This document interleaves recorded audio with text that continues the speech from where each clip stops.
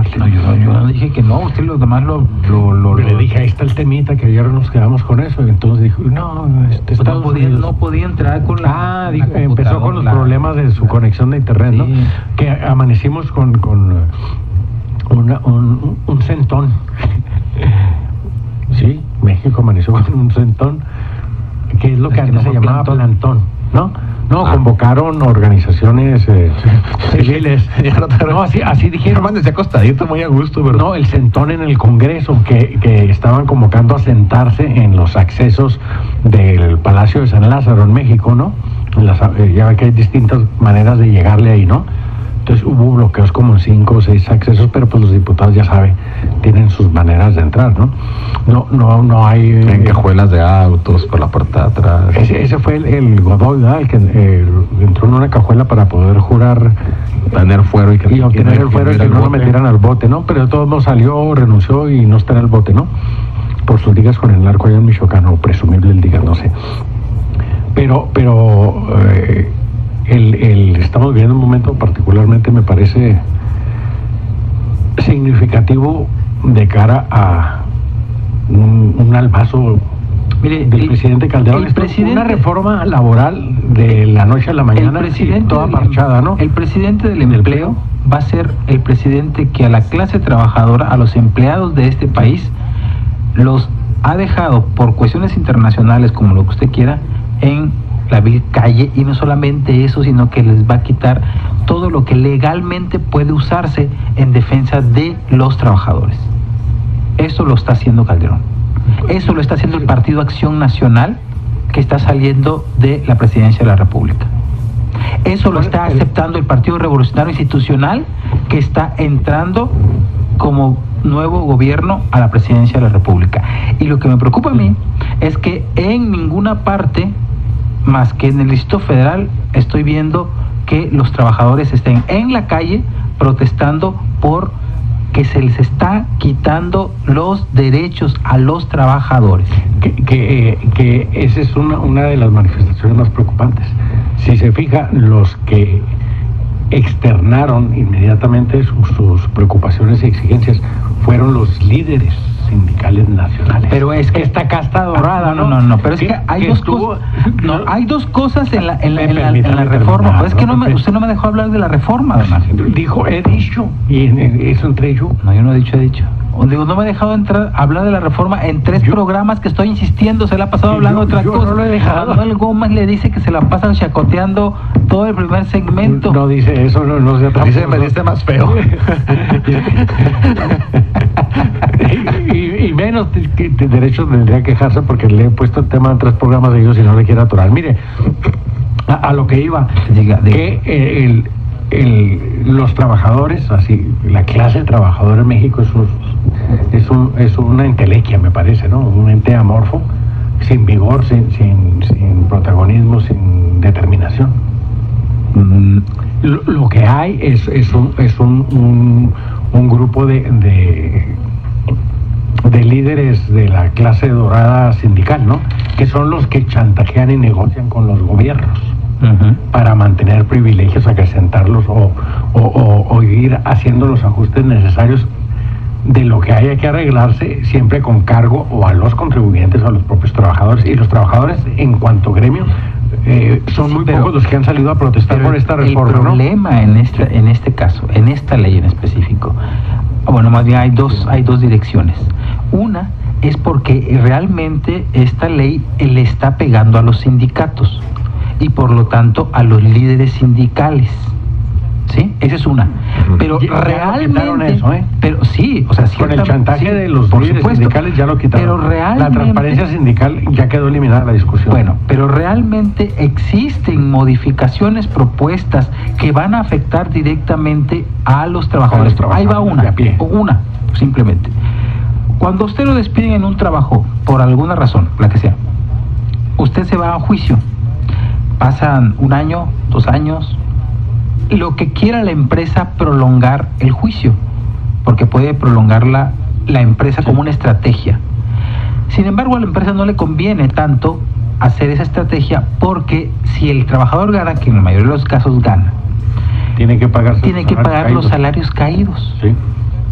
Ahora, el juicio puede tardar 20 años si usted quiere, y solamente la empresa va a pagar 1 año de salario. Ese es uno. Ahí me parece que el fregazo no va dirigido contra los trabajadores, sino contra los abogados y los tinterillos. Oiga, permítame terminar, que en contubernio con las autoridades laborales hacen este tipo de arreglos para prolongar juicios y meter demandas injustificadas, las prolongan y termina usualmente emitiéndose el laudo a favor del trabajador, porque hay una mafia, eso es un hecho. Y en vez de resolver se ha abusado de ese recurso. A ver, momento, permítame terminar. No me parece.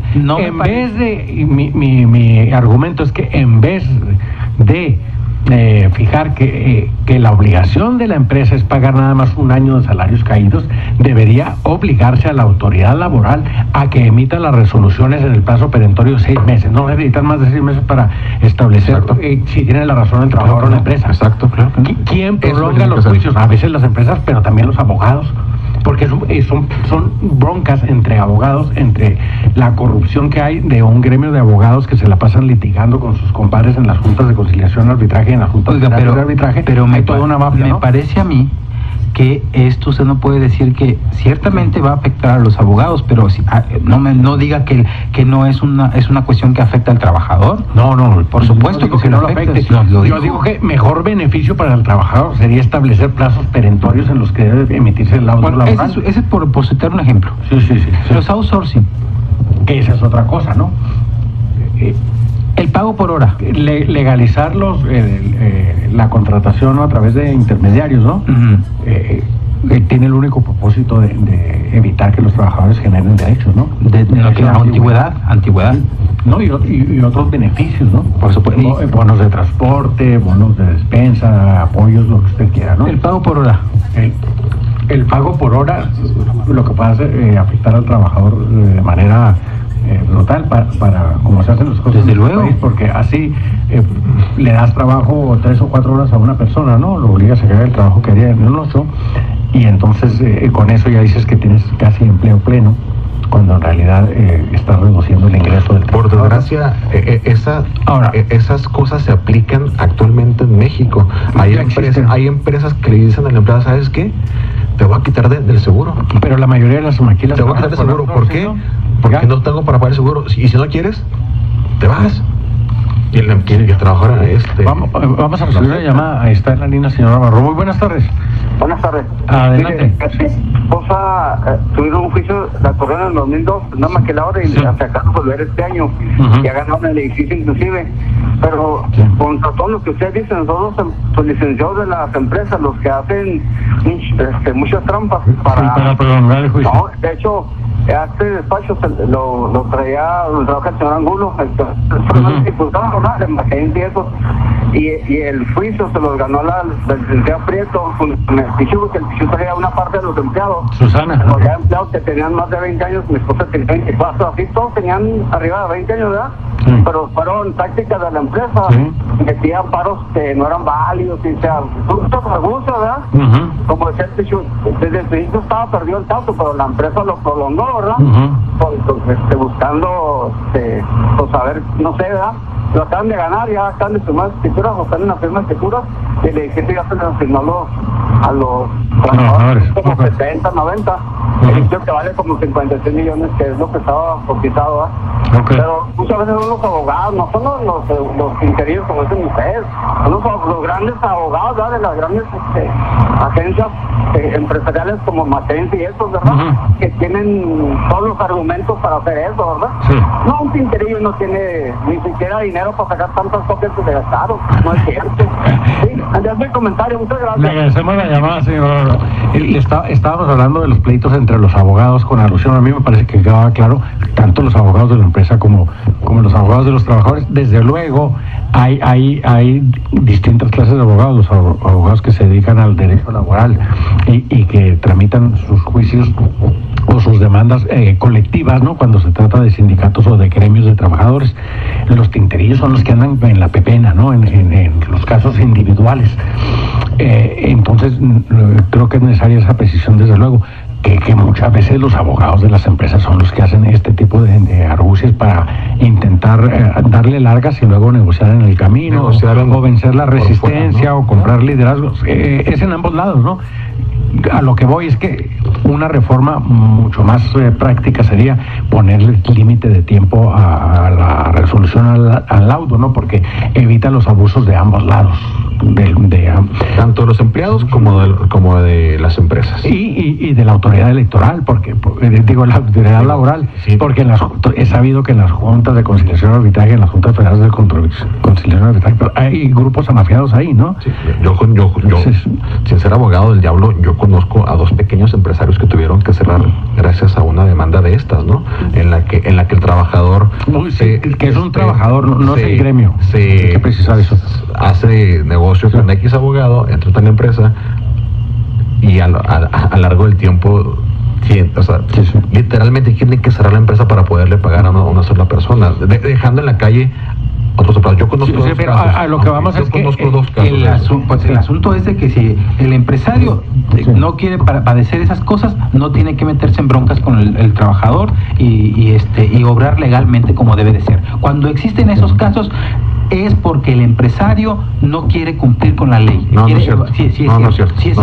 Es que no se puede. Hay abusos hay de caso a caso. Sí, hay abuso de los dos partes. Hay más abuso por parte de los empresarios. Yo no estoy diciendo que haya más o que haya menos. Estoy diciendo que hay abuso de las dos partes. Sí, pero mire, estoy seguro que no. El problema de la injusticia en materia laboral no se resuelve, me parece, haciendo estos parches que quieren hacer ahora en la supuesta reforma. No, eso no son parches, don Ángel. Le quieren quitar derechos a los trabajadores, porque se quiere beneficiar al empresario con el argumento de que se van a crear más empleos. Y sabe una cosa, no se van a crear. Sí, me refiero a que son parches porque ya dijeron que no va a haber reforma constitucional, no se van a modificar los artículos de 123, sino la ley reglamentaria, la ley federal del trabajo. Entonces me parece que son meros parches para tratar de ajustarse a los requerimientos de la globalización y este sistema de capitalismo salvaje, pero si en realidad se quisiera resolver los problemas de fondo, tendría que hacerse un análisis bastante más serio, que debe pasar, me parece, por la total depuración de la casta de los líderes sindicales, que es el único poder en México, junto con los medios de comunicación, que permanece intocado a pesar de la alternancia y de la supuesta transición democrática que vemos en el país. En eso creo que estaremos de acuerdo, ¿no? Primero cayó el PRI, que caigan los cacicazgos sindicales en esta patria, ¿no? Pedir eso es también pedir que se haga la reforma laboral, la electoral, y que se haga una serie de hacen puros parches de reforma electoral. Que paguen impuestos todos los empresarios, los grandes empresarios deben de pagar todos los impuestos y todas esas cosas que son sus sueños guajiros, que realmente lo que estamos viendo es que se está beneficiando a una clase social en específico en detrimento de la base de la pirámide, que son los trabajadores. Porque lo que se trata es de ampliar bastante más la pirámide. Entre más ancha sea la base de la pirámide, mayor puede levantarse hacia arriba, dicen estos señores. Bueno, ya nos tenemos que ir. A ver si mañana ¿qué es? Miércoles, mañana le podemos atorar con más detalle, ¿no? Porque todavía no sabemos cómo va. Quieren aprobarla ya para el viernes. Mañana es día de pagar deudas.